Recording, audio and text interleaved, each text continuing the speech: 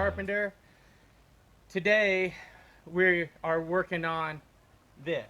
We're working on pouring some panels for the Crete shed, and we're just going to show you a little bit of the details on the interim of moving through that process.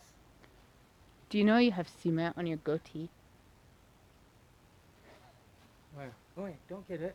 It makes me cool. Okay. Okay. Anyways, thanks, Mrs. Honeydew. We'll just take you through some of the process and some of the little details that just make something like pouring these panels go smooth.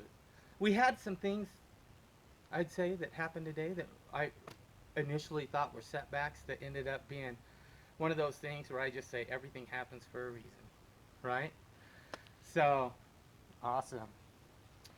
So, we'll go through those at a later time, but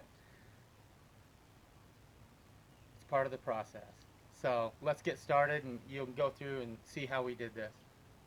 Oh yeah, hey guys, be sure and keep an eye out for our Kickstarter. We're putting a Kickstarter together so we can put together an Crete laboratory. It's something that I think is just going to be epic. It's going to allow us to do all the compression tests and whatnot on different types of mix designs and whatnot of Crete that'll allow us to put together a wall panel system that can actually be used for building livable structures. That's our whole goal in this thing, so keep an eye out for that.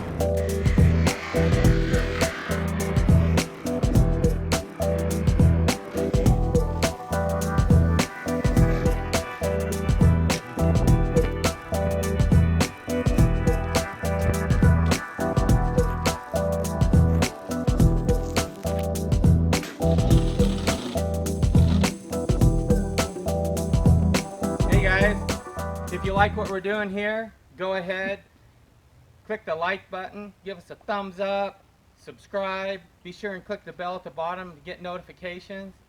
And if you want to follow along and do some of these aircrete projects, even some of the smaller ones like the doghouse that we're pouring tomorrow or whatnot, check out our Etsy store. That's where you can find out everything you need to know about building a foam generator or a foam mate for yourself for real cheap, or I'll make one for you and send it out to you. No problem. Awesome. Mwah.